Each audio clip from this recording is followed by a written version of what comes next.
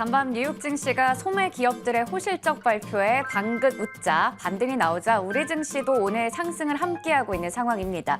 어제 코스피 지수가 2,400선 초반까지 뚝 떨어졌었는데 우선 오늘은 0.66% 올라가면서 2,420선 지켜가고 있고요. 어제 상대적으로 더 빠졌던 코스닥 지수가 1% 넘게 강한 모습 나타내고 있는 상황입니다. 이 속에서 어떤 종목에 눈을 더 두면 좋을지 잠금 해제 통해서 알아볼 텐데요. 오늘의 잠금 해제는 레몬리서치 김민수 대표님과 함께하겠습니다. 대표님 안녕하세요. 안녕하십니까. 네, 대표님 먼저 네. 지금 시장의 상황을 머니맵 통해서 확인해 보겠습니다.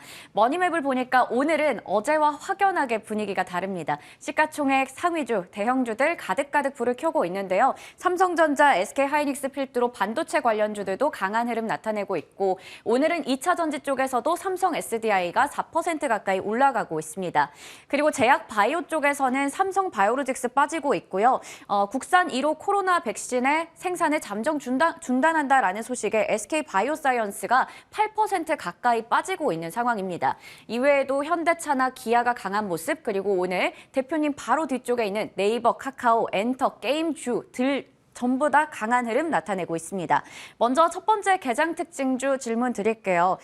OTT 관련주들, 콘텐츠 관련주들 지금 계속해서 상승세 지속하고 있죠. 중국의 한한령 해제에 대한 기대감이 나오면서 그동안 이 막혀 있었던 문화 교류에 물꼬가 트이나 이러한 기대감이 나오고 있는데요. 오늘 뭐 영상, 게임, 엔터 등등 다 같이 올라가고 있거든요. 네. 이 속에서 정말 어떤 종목을 눈여겨보면 좋을지, 지금 접근이 유효한 종목 있는지 궁금합니다. 어떤 종목 보고 계세요? 네, 일단 어제 재벌집 막내 아들이 쏘아 올린 공이 네. 이제 여러 가지로 특히 중국 관련된 얘기는 벌써 그 전부터 나왔습니다. 네. 그래서 뭐 지금 중국에서 영화 관련된 쪽도 한국 영화 이제 개봉하기 시작하겠다. 뭐 6년 만에 뭐 이런 변화가 나온다. OTT 쪽에서도 이제 한국 관련된 컨텐츠 방영한다. 이런 얘기가 나오다 보니까 뒤늦게 또 그와 함께 여러 가지 재료를 안고 움직이는 종목들이 상당히 많아지는 것 같고요. 네, 그런 쪽에서 일단 어느 정도 알려진 사실이기 때문에 후발적으로 움직이는 거는 또 경계도 필요하지 않나. 그래서 좀 네. 단계적으로 좀 올라왔던 부분들은 또 실현할 자리 또 체크하는 게 좋지 않나라는 생각은 들고 있는데 그중에서도 지금 눈여겨봐야 될 부분들이 이번에 또 빈살만 왕세자분께서 왔다 가시고 여러 가지 또 선물을 줬죠. 뒷얘기들과 선물도 많이 나타나기 시작하죠. 네. 그중에 하나가 카카오엔터에 대한 투자 얘기들. 이것도 같이 나오면서 싱가포르 투자청과 함께 7, 8천억대 투자하겠다. 네. 이런 쪽이 나오게 되면 오늘 그래서 카카오엔터와 함께 부각받는 종목들은 뭐 키다리 스튜디오나 네. 뭐 DNC 미디어 이런 종목들이 오히려 웹툰을 좀 강화하지 않을까라는 맞습니다. 쪽으로 기대감이 움직이고 있는데 제가 보기에는 그쪽도 그쪽이겠지만 음원 쪽에 대해서 좀 더 강화되는 쪽에서 지난 이제 SM과의 인수죠. 네. 이쪽에서 돈이 들어왔으니까 좀 이제 뒷배경으로 이제 그러면 이수만 프로듀서님 네. 얼마 원하십니까? 네. 이제 딜이 들어가기 시작하겠죠. 그랬을 때 인수를 하기 시작하게 되면 SM도 좀 재조명을 받아야 되지 않을까라는 관점 쪽에서 일단 바라보고 있는 상황들이고요. 또 두 번째로는 지금이 월드컵 기간이죠. 네. 거기서 또 광고가 계속 들어왔었을 때 또 수혜를 받을 수 있을 만한 SBS 같은 경우도 단순하게 방송사가 아니라 갖고 있는 스튜디오 S에 대한 네. 또 컨텐츠에 대한 영향력과 역할론들 특히 지금 재벌집 막내 애들 때문에 좀 빛을 못 보고 있는데 네. 그 소방서 옆 경찰서도 경찰서요, 소방서. 네. 위치가 언제 바뀌었나요? 네. 네. 그 드라마도 그 김래원 형님이 열심히 일하고 네. 있는 이 드라마도 같이 부각을 받는다라고 하게 되면 둘 다 호재를 안고 있는데 주가가 많이 빠졌다라고 하게 되면 SBS의 자리도 나쁘지 않다 이렇게 바라보고 있습니다. 네, 이 빈살만 왕세자의 투자 소식 나오면서 카카오 엔터 관련해서 SM 쪽 얘기를 엔터주 내에서 좀 주셨고요. 그리고 OTT 관련주 중에서는 사실 너무 많이 올라온 레몽레인 같은 경우 오늘 신고가를 또 경신하기도 했기 때문에 우리 좀 다른 부분 한번 체크해 보려고 했는데 이 SBS 얘기 주셨습니다. 월드컵 관련해서 마케팅, 방송 관련해서 수혜도 예상이 되고요. 그리고 뭐 지금 재벌집 막내 아들과 지금 거의 뭐 맞붙고 있는 상황이죠. 지금 경찰서 옆 소방서 관련해서 심지어 SBS를 또 탑픽으로 제시해 주셨으니까요. 함께 보도록 하겠습니다.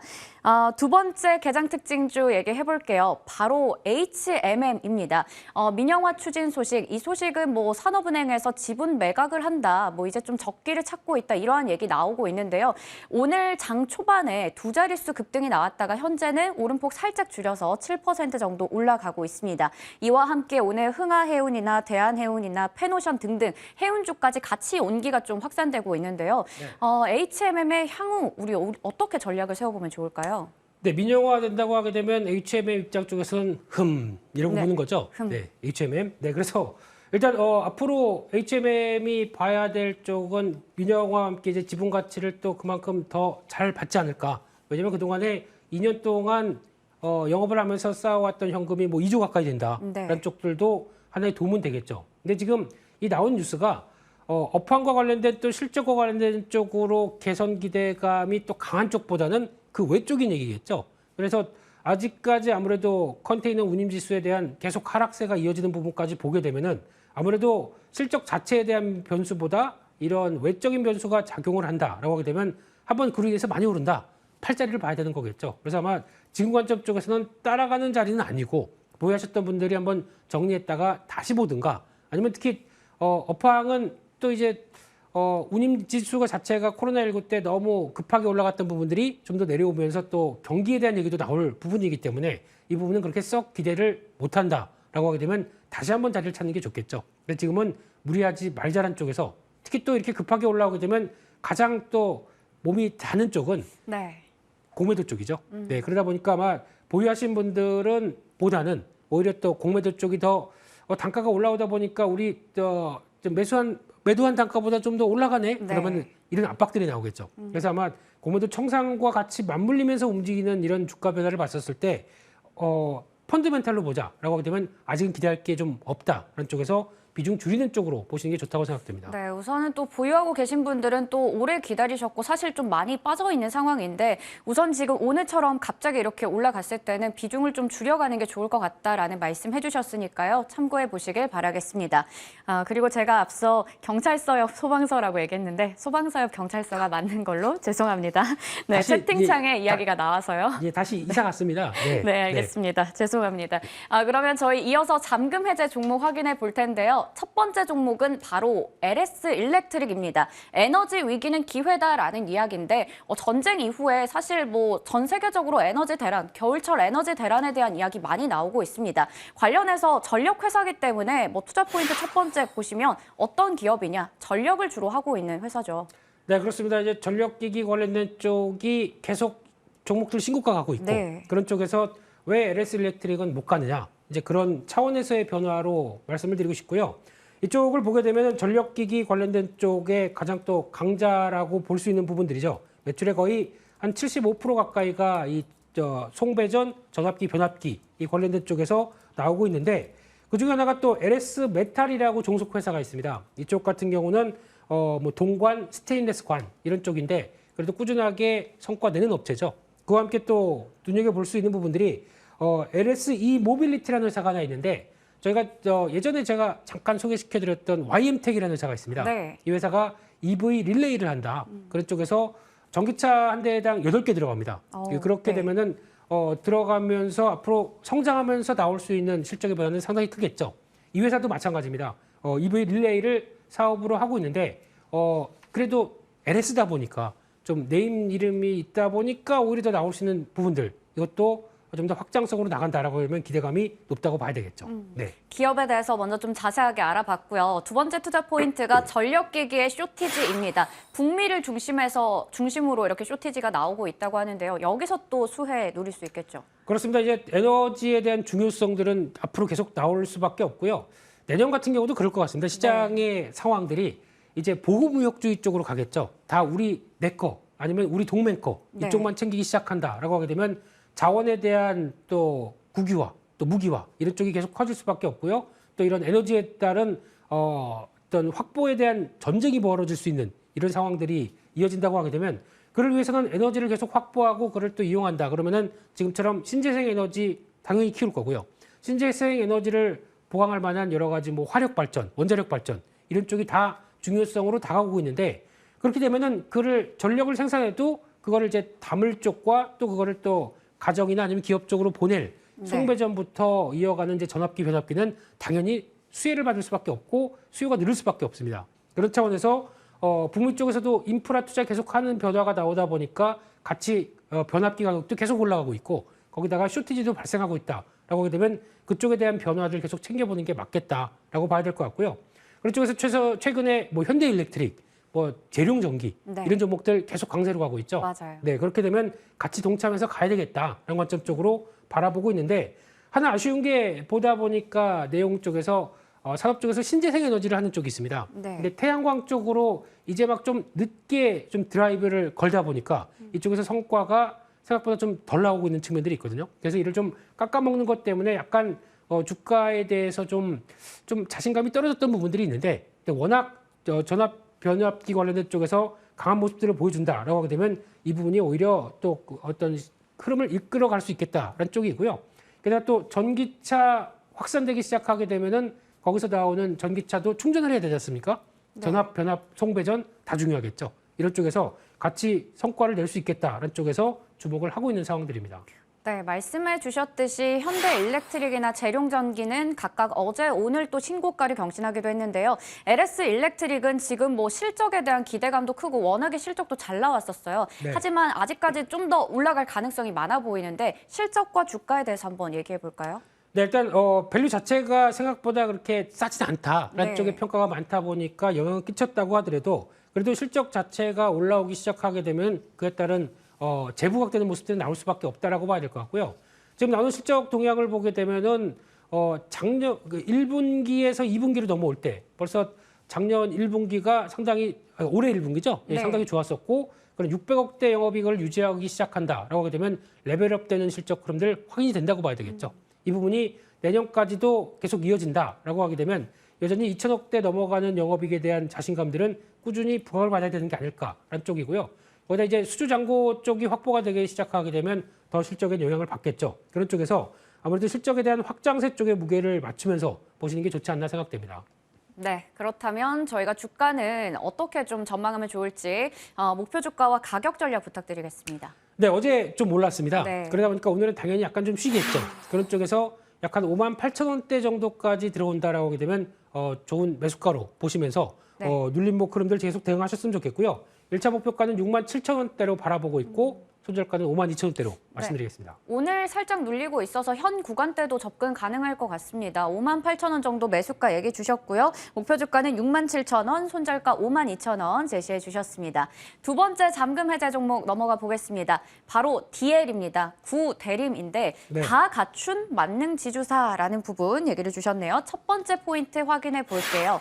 어떤 회사인가? 이거 똑같은 내용인데 뭐 지주사이죠. 어떤 회사인가요? 지주사로 보시면 안 됩니다. 그런가요? 네, 지주사로 저희가 보통 대림, 건설, 네. 대림 ENC. ENC 뭐 네. 이런 쪽에서 그 관련된 쪽에 지주사 역할만 하는 줄 네. 알고 있는데 매출이 직접적인 사업 부분을 갖고 거기서 나오는 대표적인 자회사 중에 하나가 DL 케미칼이죠. 네. 이쪽에 대한 영향력이 상당히 큰데 이 부분이 나오고 있는 성과와 함께 비교해 보게 되면 화학 회사 중에서 가장 저평가고 가장 쌉니다. 게다가 회사를 인수했던 부분까지 반영된다. 앞으로에 대한 성과도 상당히 기대가 되는데 이런 종목은 화학업황과 관련된 부분들, 그러니까 지주회사로 보시는 게 아니라 건설 쪽으로 보시는 게 아니라 화학업황과 관련된 부분들 챙겨보면서 앞으로에 대한 흐름을 보게 되면 그냥 잘 모아두고 기다리면은 좋은 성과가 나올 수 있을 만한 종목이 아닐까라고 생각이 들고 있고요. 특히 석유화학 쪽이 매출 비중이 75% 가까이 됩니다. 네. 그래서 저희가 알고 있는 뭐 로얄티나 아니면은 배당 이런 쪽보다도 직접적인 사업 쪽에서 차지하는 부분들이 높다. 그런 부분들은 꼭 확인해야 될 것 같습니다. 네, 단순히 지주사로 우리가 볼 게 아니라 지금 뭐 석화 쪽 매출이 77%나 차지하고 있다고 하는데요. 이 부분에 대해서 좀 더 자세하게 한번 얘기해 보겠습니다.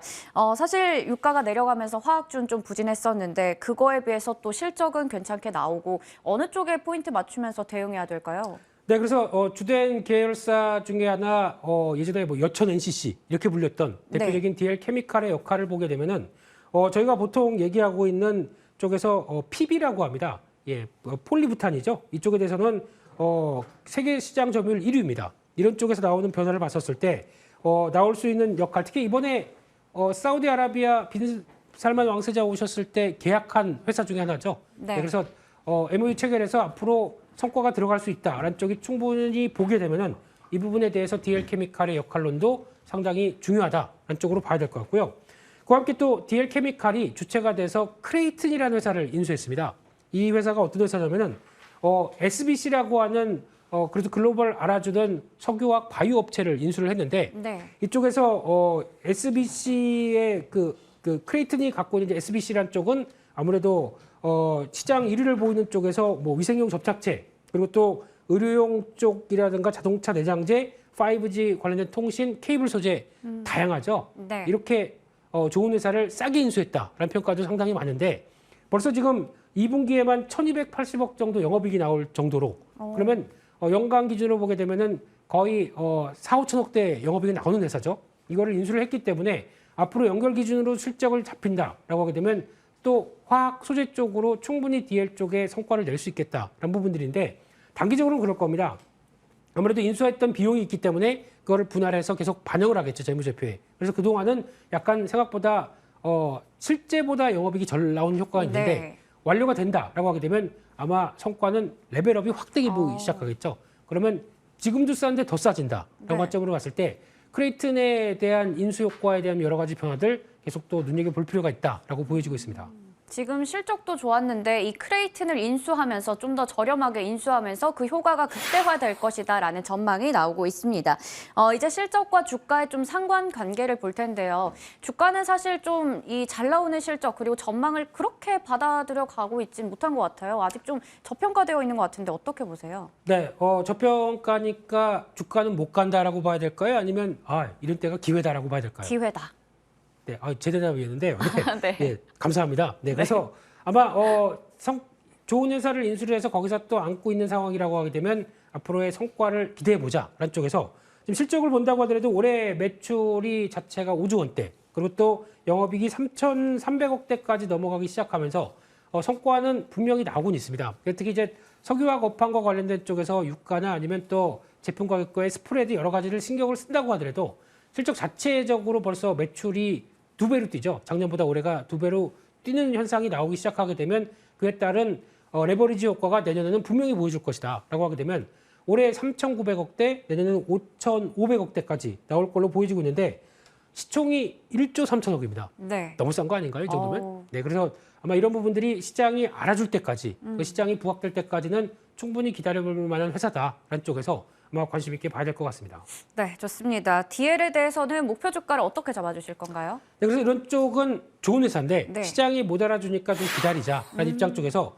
한 66,000원대 밑에서 가격 될 때마다 조금씩 더 모아가면서 네. 앞으로를 기대해보자라고 하는 가치 투자적인 입장 네. 쪽으로 봐야 될 것 같은데 같이 투자하시죠? 네, 좋습니다. 네, 그래서 능력을 좀 아직 10분 발휘를 못하고 있는데 좀 차분하게 한번 기다려 보겠습니다. 목표 주가 85,000원 얘기 주시면서 같이 투자, 같이 해보자 얘기 주셨네요. 이렇게 해서 오늘 개장 특징주부터 잠금 해제 종목까지 레몬리서치 김민수 대표님과 자세하게 알아봤습니다. 대표님 감사합니다. 감사합니다.